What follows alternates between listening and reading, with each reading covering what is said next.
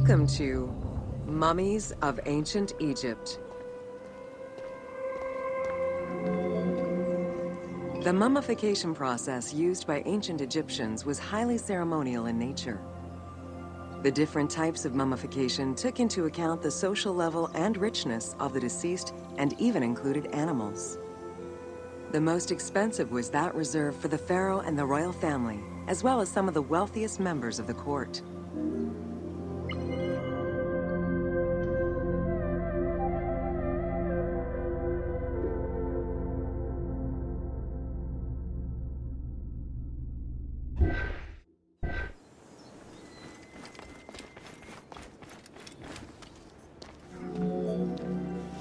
The first step was cleaning.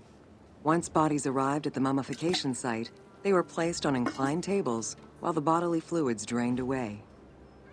They were then cleansed by priests until they were deemed ready for the purification process.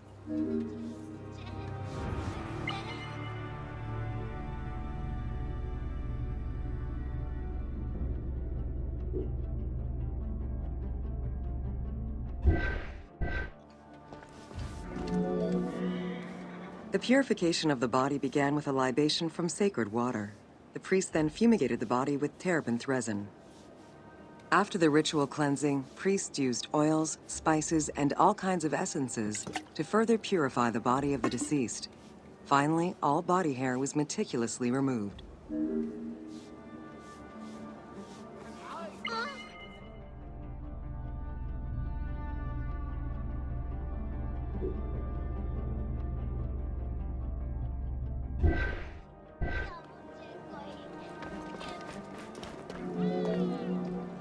Once the body was properly purified, embalmers removed the organs, following very specific procedures. First, the brain was extracted by inserting a spoon through the nostril to break the ethmoid bone. Then, using a spatula, the pieces of the brain were removed as thoroughly as possible. What matter remained was extracted after a process of liquefaction, achieved through the use of a caustic liquid. The cranial box, once emptied, was rinsed and disinfected with palm wine, and then stuffed with strips of linen cloth and liquefied resin.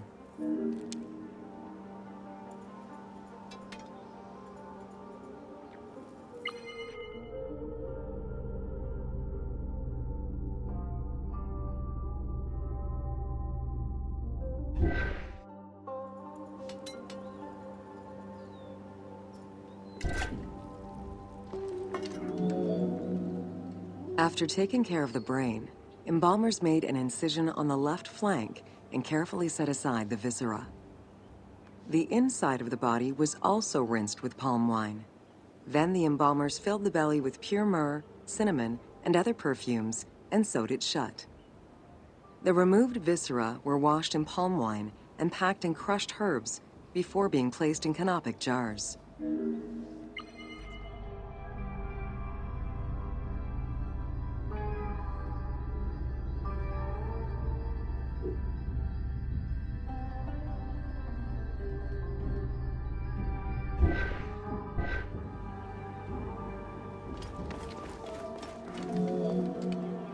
Canopic jars were placed close to the sarcophagus or kept in a chest nearby. At first, the viscera were wrapped in tissue and placed in the vases. As the ritual requirements became more elaborate, ointments, spices, and even water and natron were added to the process.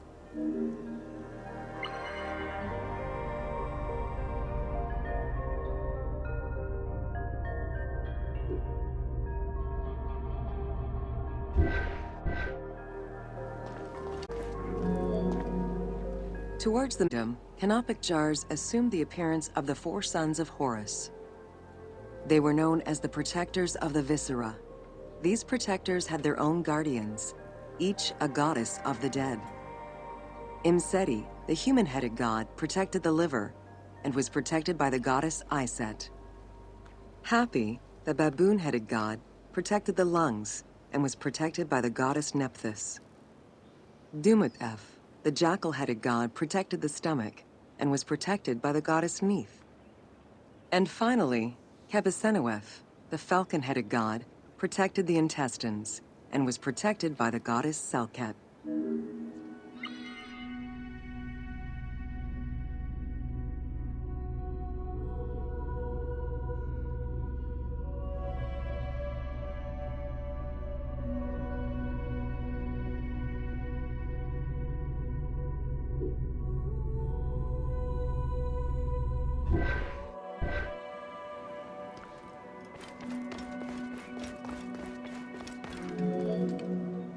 Natron is a naturally occurring mineral found in evaporite. These sedimentary rocks are made up of mineral salts and were generally mined from lake beds in Egypt.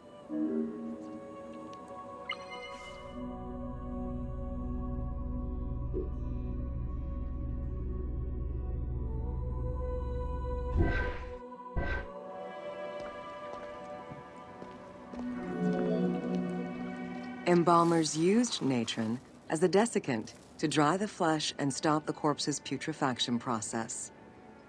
Once the body was cleansed and eviscerated, the deceased was covered in natron for about 40 days. Once desiccated, the body was prepared to be wrapped in strips of linen.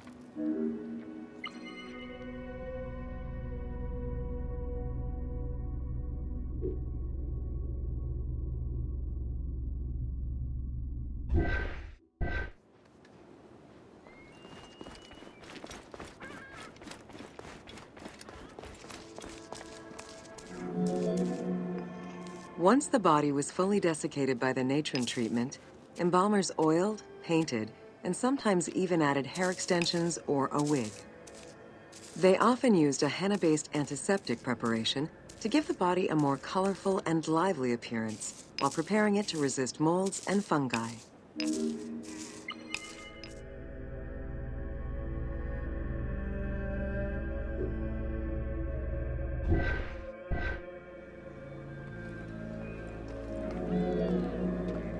Next came the phase which gave mummies their most well-known appearance, the wrapping. Originally, each part of the body was wrapped separately. Men had their arms crossed on their chests, while women had the right arm folded over their breasts and the left arm stretched along the body. However, techniques evolved over time. Eventually, the body as a whole was wrapped with limbs alongside the body, and increasingly sophisticated and different techniques of weaving flax bands were developed.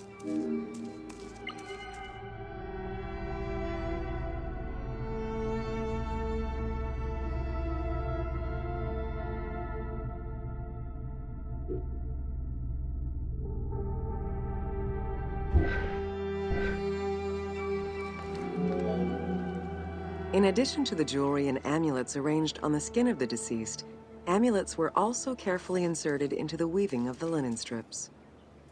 Each amulet was linked to a myth or to an ideological belief related to rebirth.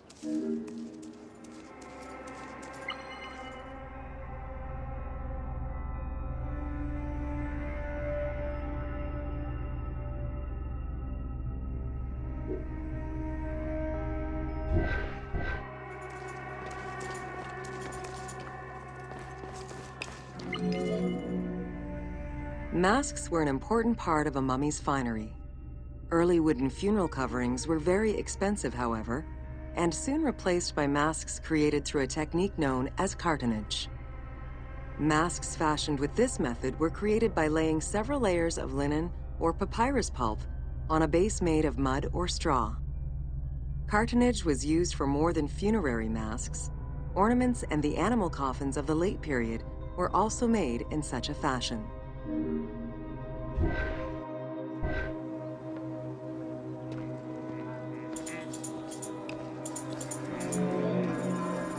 Cartonnage evolved to cover the entire body of the mummy during the 22nd dynasty.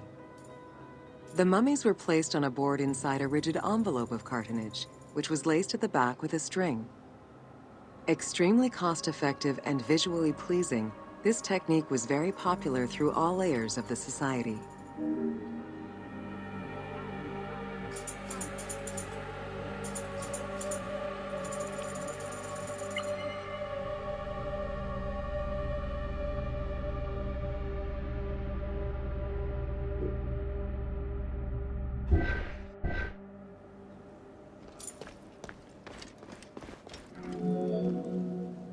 Cartonnage envelopes were usually covered with inscriptions and polychrome decorations, specifying the names and titles of the deceased, scenes depicting daily life, or decorations specific to the funerary world. This was a true gift for Egyptologists eager to study the funerary rites of the ancient Egyptians.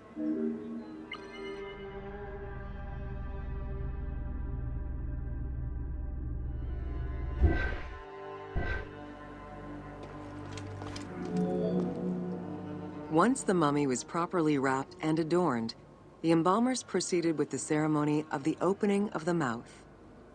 A vital step of the funerary process, this ceremony was meant to bring back to life the deceased themselves or an object representing the deceased.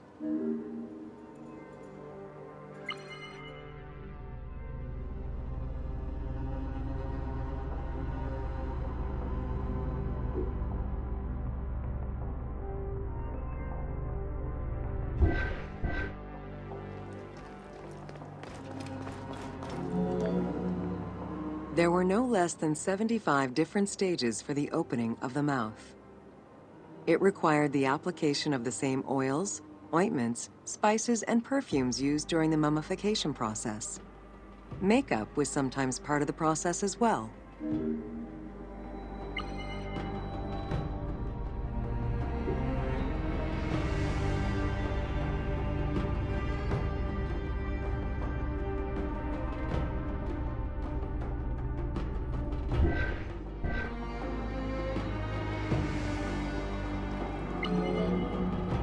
The last stage of this long ritual was the act of touching the mouth with the adze to symbolically allow the breath of life to infuse an inert body.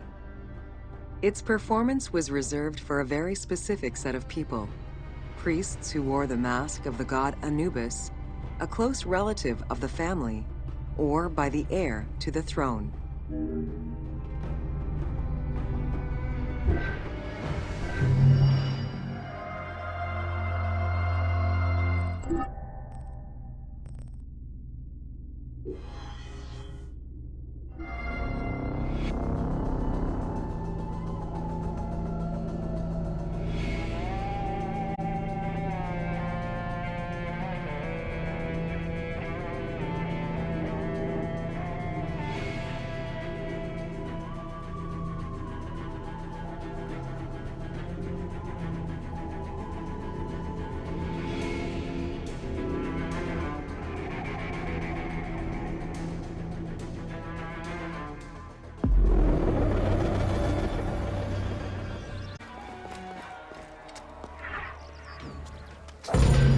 Welcome to Temples and Priests. From its foundation, the city of Memphis favored worship of the god Ptah. The main temple of Ptah was known as Hutkaptah, meaning Palace of the Ka of Ptah. The name of the temple, translated into Greek as Aegyptos, would eventually evolve into the modern name Egypt.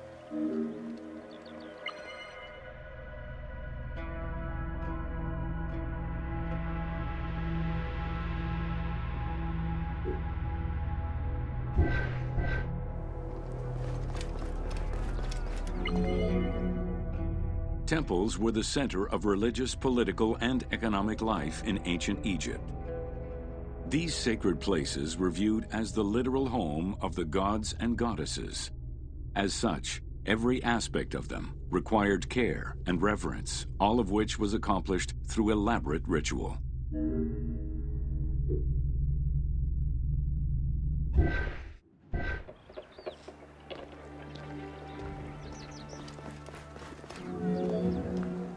Located in the center of Memphis, the Temple of Ptah was the most prominent and imposing building in the city.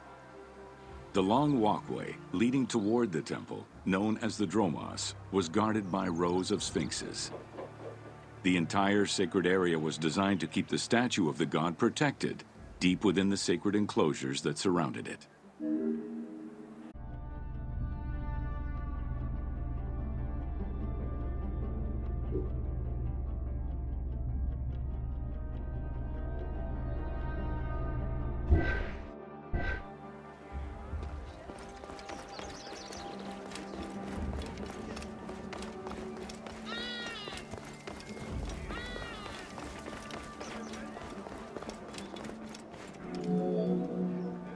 The dromos opened into a courtyard, with a surrounding portico graced with columns carved to resemble palm trees. During special festivals, the general population was allowed to enter this location, but under no circumstances would they be allowed into the sacred spaces beyond the courtyard.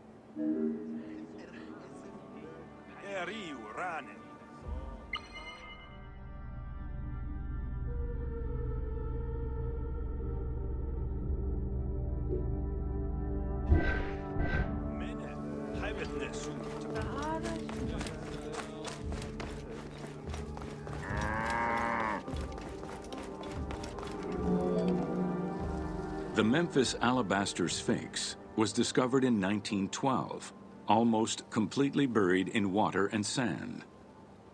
8 meters in height and weighing in at roughly 90 tons, it is still mounted on its original pedestal. Though it is called the Alabaster Sphinx, it was in fact carved from common calcite rock, which is similar in appearance and texture to alabaster.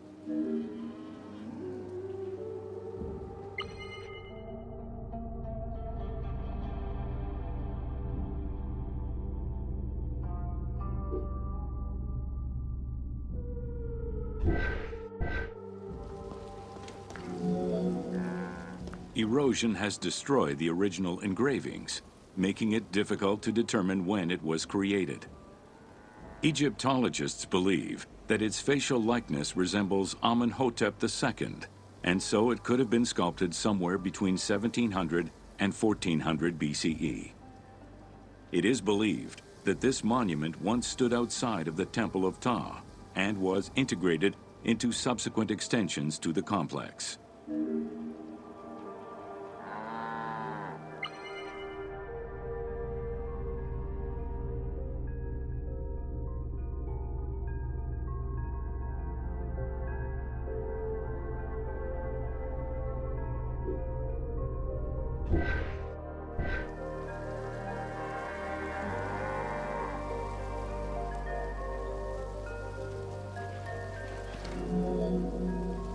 The size of the imposing sculpture reflects the importance it had to the temple during the New Kingdom.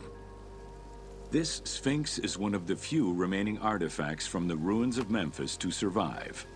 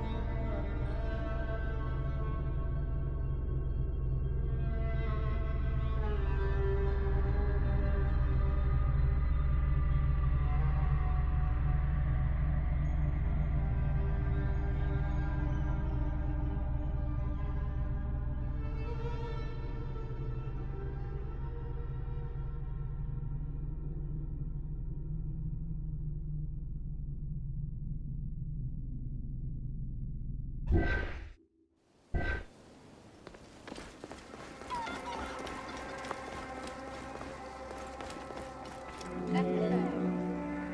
Egyptian culture, some animals were associated with gods, while others were considered to be living gods. The Apis bull was believed to be a divine entity. The earliest mention of the Apis bull in ancient Egypt goes back as far as the first Egyptian dynasty.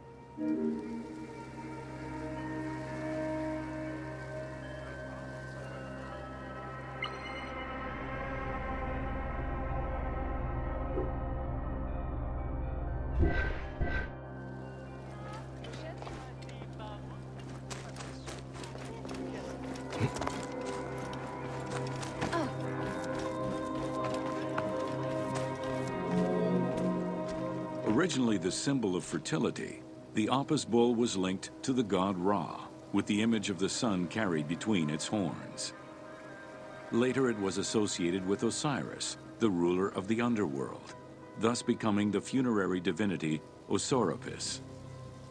During the 18th dynasty in Memphis, the Apis bull's association with the city's deity earned it the title Herald of Ptah. The Apis bull was so revered that even Alexander the Great, upon his arrival in Memphis, gave honor to Apis.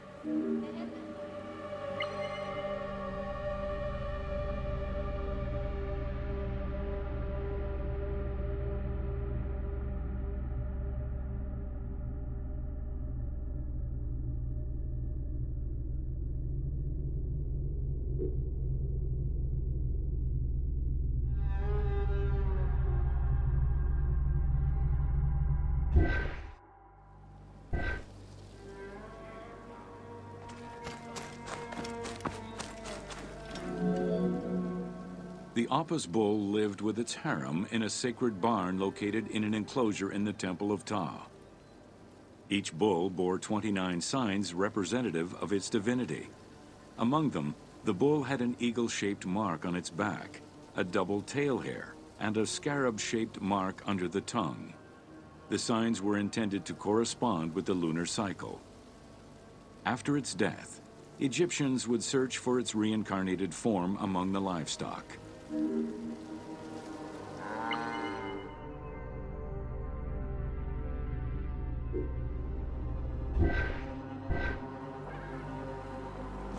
Like other living divinities, the mortal incarnation of the Apis bull was prayed to, and when it died, it was given a luxurious funeral, which included mummification. Until the reign of Ramses II, the Apis bulls were buried in individual graves in Saqqara.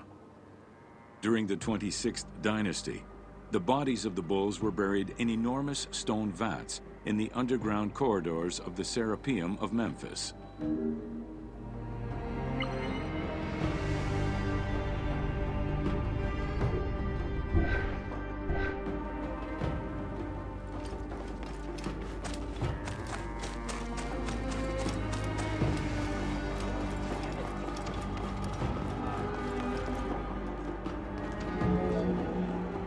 Ancient Egyptians believed that temple rituals were essential to maintain order in the cosmos and allow communication between humans and gods. The pharaoh was required to bring offerings as part of a twofold promise made to the gods: to remain a just ruler and to prevent chaos from entering Egypt.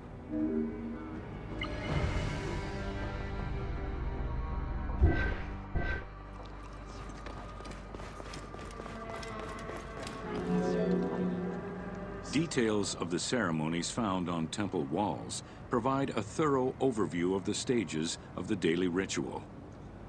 Performed 3 times a day to mirror human mealtimes, each step of the highly symbolic ceremony was accompanied by specific recitations, many of which referred to mythical events.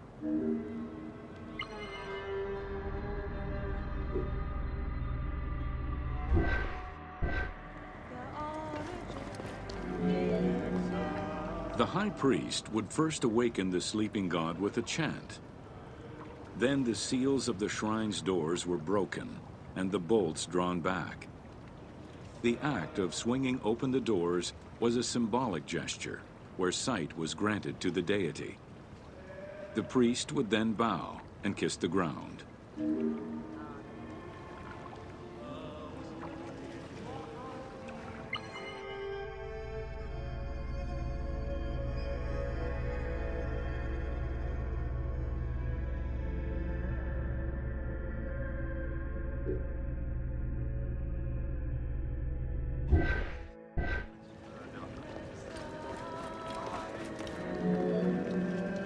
The god was then washed with incense-infused water, and its mouth rinsed with mineral salts.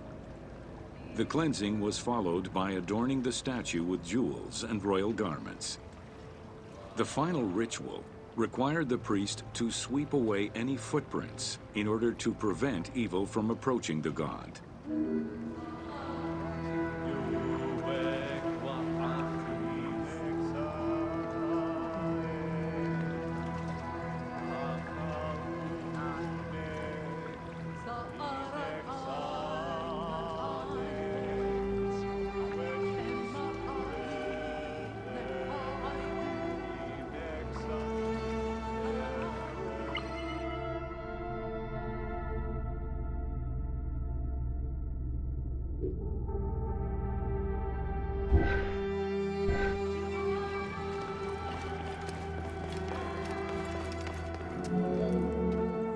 Heredity was the primary source of new recruits.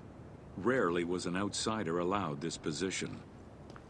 At the top of the temple hierarchy was the high priest. Each temple dedicated to a god had at least one high priest devoted to its care and service. During the Ptolemaic dynasty, one family held the position of high priest in Memphis for almost 300 years.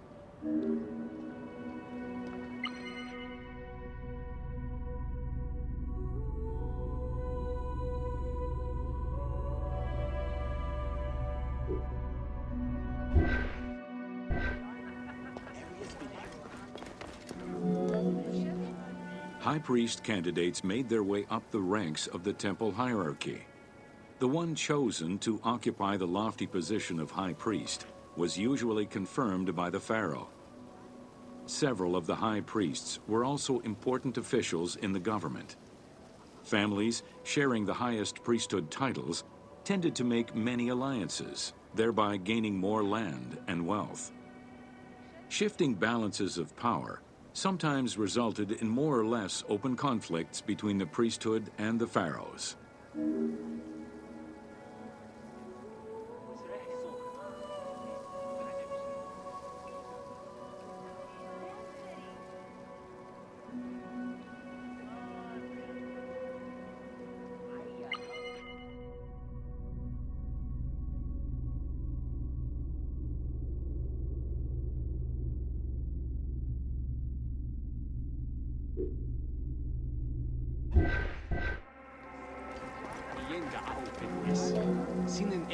In the 21st dynasty, Thebes became the capital of an almost entirely theocratic government. The city was headed by king priests who spoke and governed in the name of the god Amun, in open opposition to the ruling pharaohs. These king priests caused a massive decentralization of power, known as the Third Intermediate Period.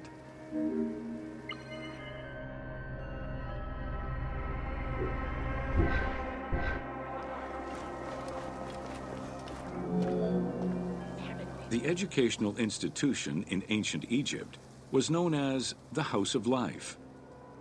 Attended by the offspring of the elite and the clergy, it was a place tailored to the social status of its attendees.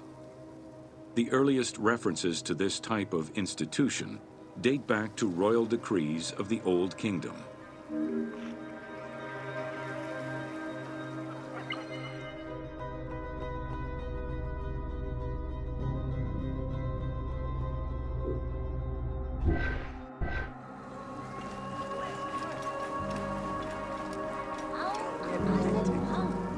Only two known centers have been uncovered, one in the abandoned city of Akhetaten, and one at the temple of Ramses II on the west bank of Thebes.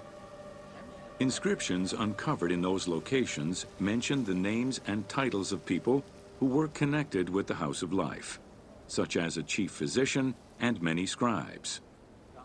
It is presumed that by the late kingdom, every temple had a House of Life.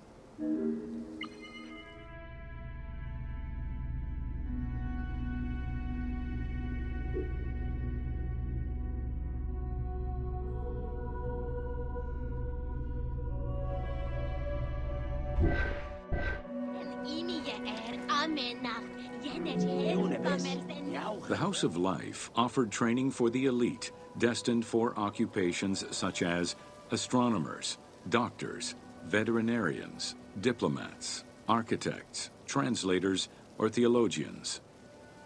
Some institutions focused on specific disciplines, making them a central hub for the country.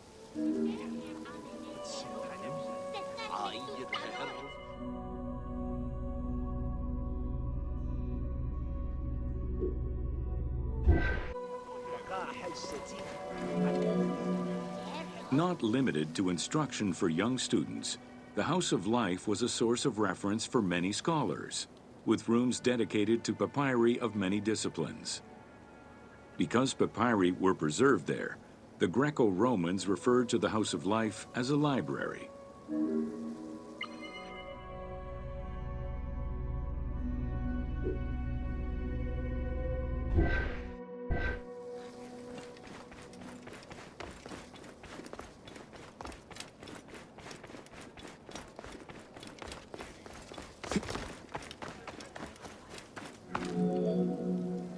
Ancient Egyptian economy was based on an unequal system of redistribution of goods.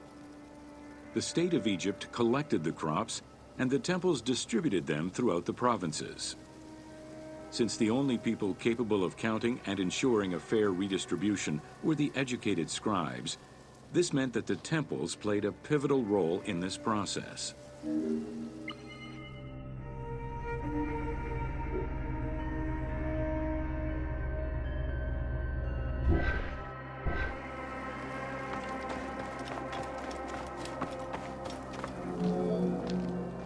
There are records of pharaohs making offerings of large tracts of land and animals to temples in order to maintain their favor. Ramses III offered generous gifts to the Temple of Amun in Karnak in such a manner.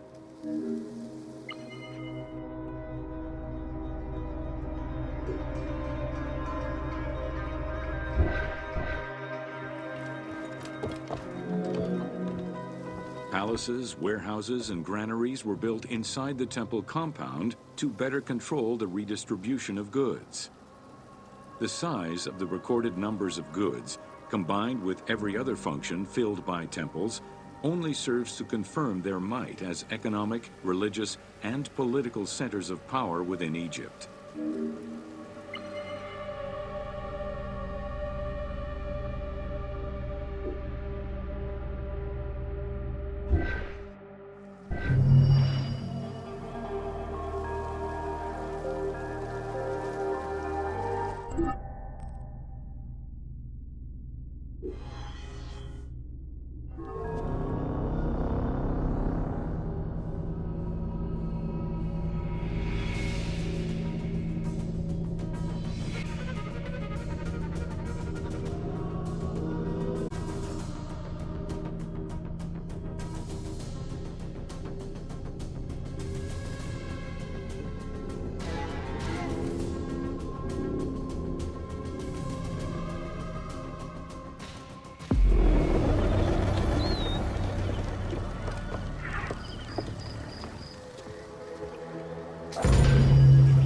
Welcome to Workers and Transport.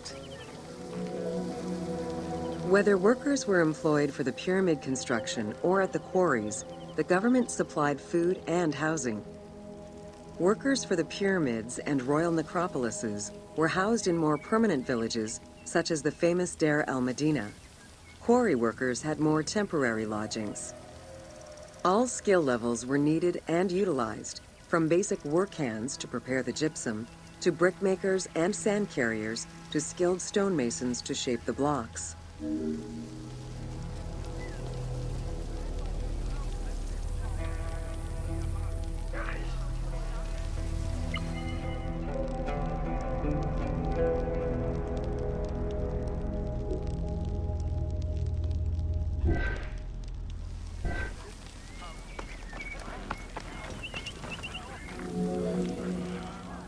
Skilled architects and engineers were employed year-round, while support labor were often farmers who worked on the quarries or construction during the Nile's flood season. The basic laborers were hardworking and versatile. Many may have been farmers who joined the construction during the off-season. Hieroglyphs found in the work villages listed assigned job titles.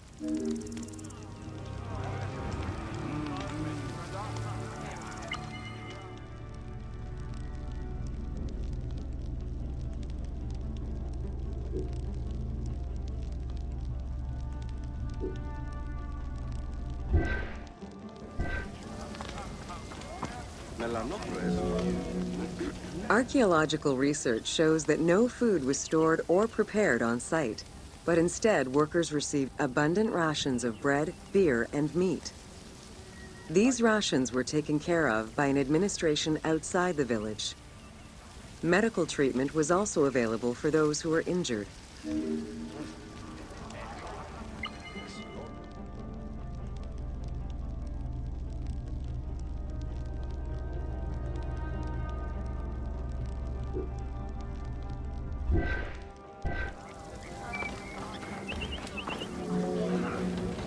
While some quarries were close to the Nile, others were located across the desert and required long expeditions.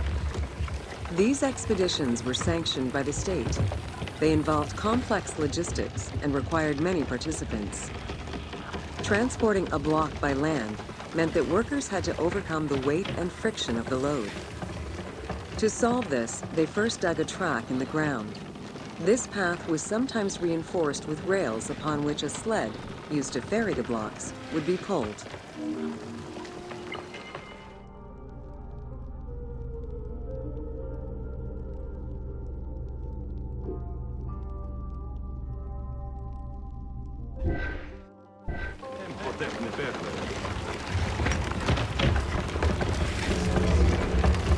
Whenever possible, blocks were toppled from a higher elevation onto the sled. Workers then poured water onto the clay at the front of the sled, creating a slick surface to more easily move the load. It wasn't until the New Kingdom that animals were used to tow the burden.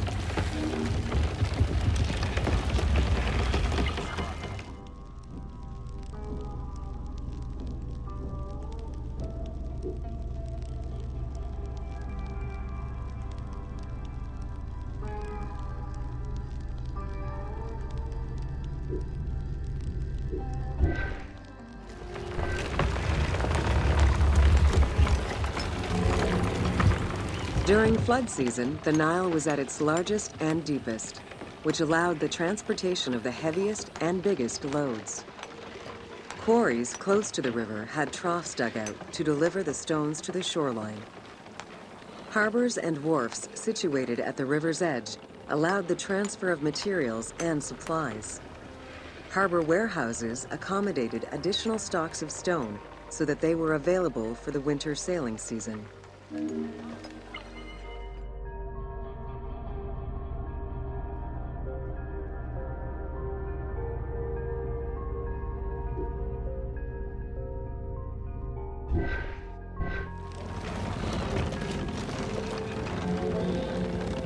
The Uwadi El Jarf papyri detail a limestone load intended for the Khufu pyramid that weighed in at 70 to 80 tons, or 30 blocks.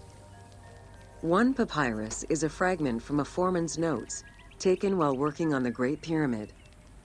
It details the transportation of limestone blocks from the Tura quarries to the construction site of the pyramid.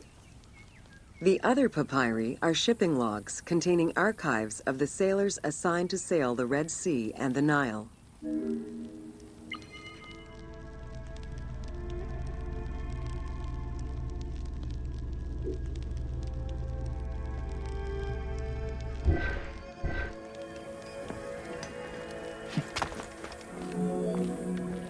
Stone cargo generally weighed 15 tons per boat, amounting to roughly 6 or 7 blocks per trip.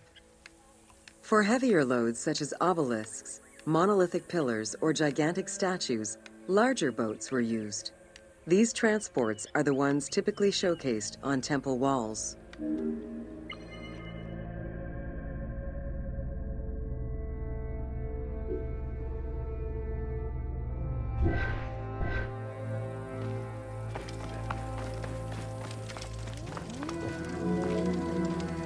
River transportation was the most efficient way to ferry stone blocks between the quarry and the construction site.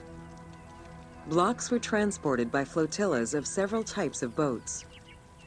The most detailed illustration of transport by river is a relief of Queen Hatshepsut's barge with an accompanying flotilla.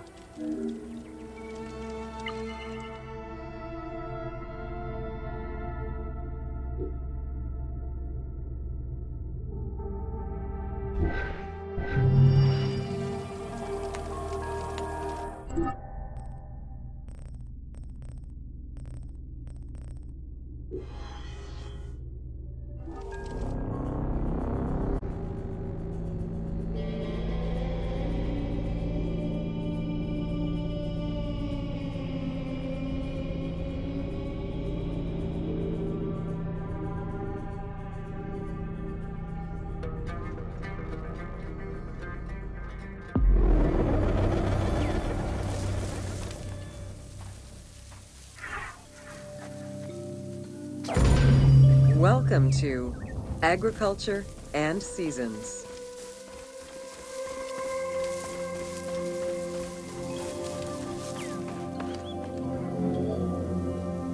While crops were cultivated in different oases around the desert, most of the arable lands were near the Nile.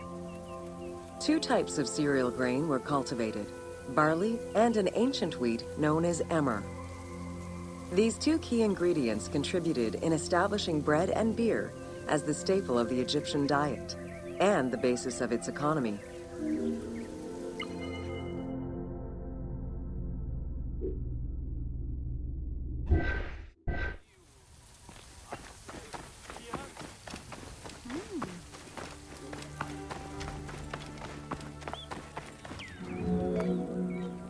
The Ptolemaic era created an agricultural revolution with the introduction of advanced agricultural techniques and new grain types such as rice, durum wheat, and pearl millet. The resulting agricultural mass production greatly increased the economy of ancient Egypt. It also prompted the development of storage and transportation, allowing long-distance trade with other regions.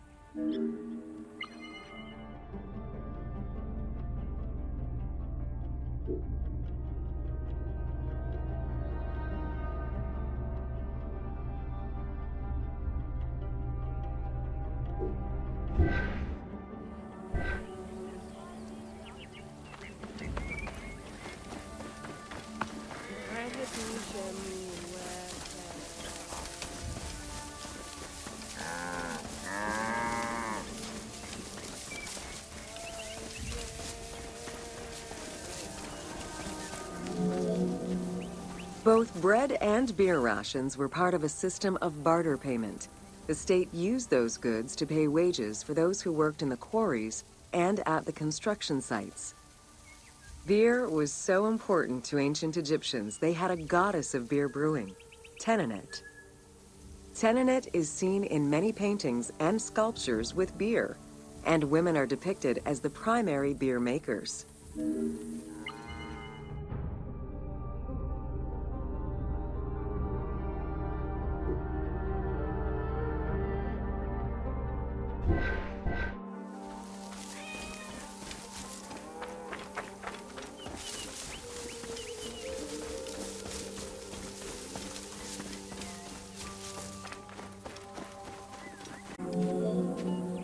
In order to increase agricultural production, fertile land was divided into plots and large agricultural villages were encouraged. The state and temples were the biggest landowners. Depending on the region, fertile land was managed by civil servants or rented to individuals. Ancient Egyptians relied on rudimentary tools for land cultivation. Soil was broken down with hoes, and wing plows were used to make furrows.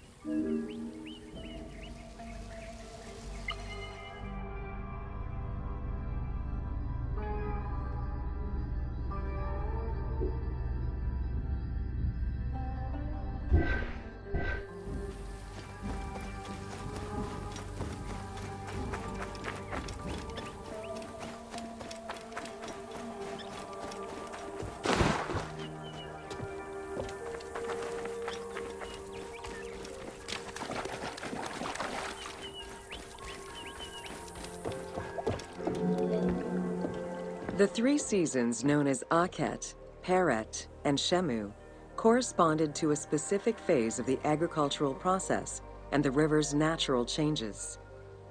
Akhet was the time of the flood, beginning with the appearance of the star Sirius in July. Peret was the time when lands were cultivated, plowed, and sown. This fell between October and November.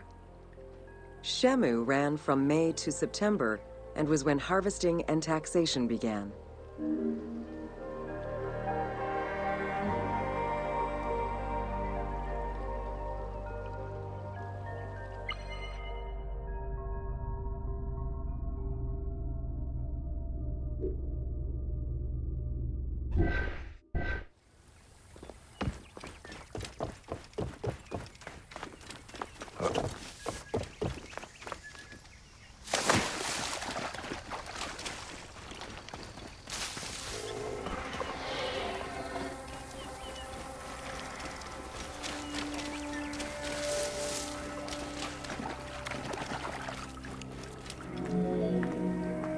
The pharaoh's duty was to uphold order against chaos and provide for his people. Priests and local governors also wanted to appear as protectors of the people. However, any variation in the Nile's seasons could cause water shortages. This had devastating consequences on wheat and barley crops. The pharaoh, administrators, and priests knew they needed to demonstrate their ability to prevent such a catastrophe from happening. And so they invented the story, which would be inscribed upon the famine stela.